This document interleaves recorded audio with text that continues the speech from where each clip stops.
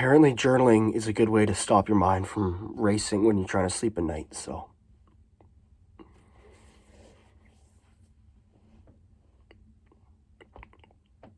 Jessica didn't take it too well when I told her I wasn't going to crash at her place.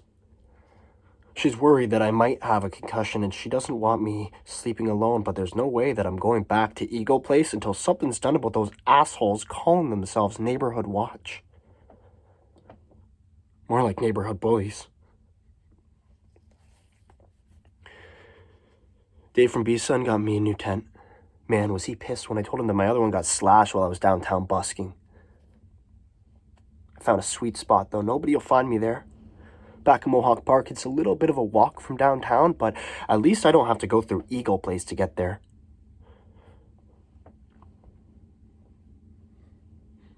The day ended a lot better than it started. It was a shitty start. I fought with Jessica.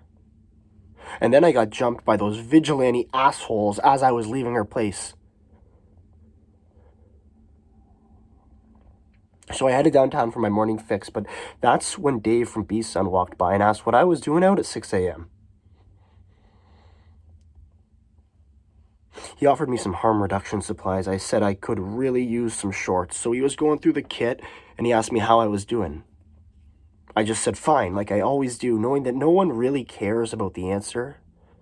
But Dave stopped and looked at me with soul-piercing eyes. He said, no. How are you really doing? I started to tear up. With a crackle in my voice, I said, I feel like fucking shit, but thanks for asking, asshole. I smiled so he knew I was kidding with him.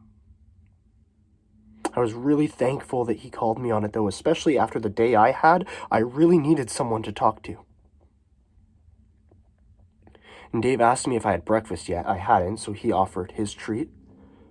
We grabbed Tim's and we headed over to Harmony Square. And I hadn't even taken my first bite before Dave said, so what's up? Why are you feeling as shitty as you look? I like that Dave and I have the same sense of humor. It's what connected us. So I tell him about the fight with Jessica and about the two guys that jumped me, and he asked if they were the same two guys that spat on him because he cares about guys like me. Because he's one of us and they don't get that. They don't understand how anybody can see us as anything other than fucking junkies. But yeah, I tell him, it's the same guys. And then I ask him, I say, why am I so fucked up? Everything seems to happen to me. My mom is a total fuck up. Yes, I understand that she has a mental illness, but it doesn't excuse her from not reaching out to me when she does have her good days. And Dad, he does nothing but fucking work. Maybe I am a loser just like those jerks in Eagle Place say I am. But Dave stopped me right there and said, no, you're not the jerk, they are. After everything you've been through in your short life, you're still here fighting to become someone through your music, and that makes you a fighter.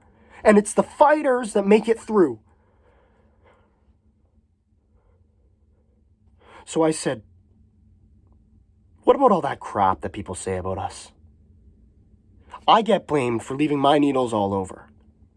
They say that I'm a useless thief and that I need to be locked away. All I hear from the moment I wake up to the moment I crash is how much of a fucking loser I am. When one of us is pictured on Facebook, there are tons of comments calling it thinning out the herd or it's survival of the fittest or how about when Sherry overdosed and her own goddamn neighbor commented and said, one crack hoe down, 300 more to go. That shit gets to me, Dave.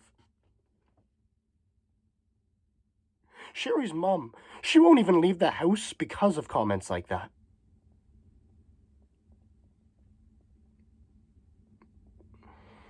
But then Dave said something that ignited a fire inside me. He said, use those words. Use their own words against them. Turn them into lyrics and songs that'll educate. And suddenly my mind was full of ideas, and I knew what I had to do. I knew what I wanted to do. I knew what I could do. I had purpose, hope.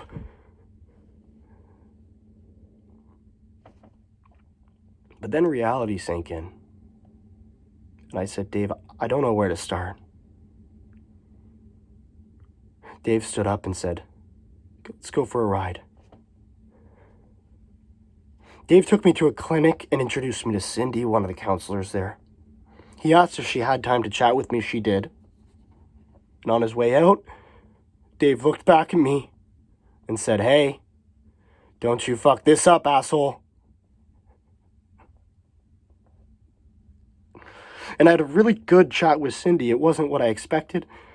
There wasn't any of that recovery talk, you need to want it or you have to get clean right away. We spent the whole hour talking about my music and about that idea that Dave gave me to use my music to change people's minds about us junkies.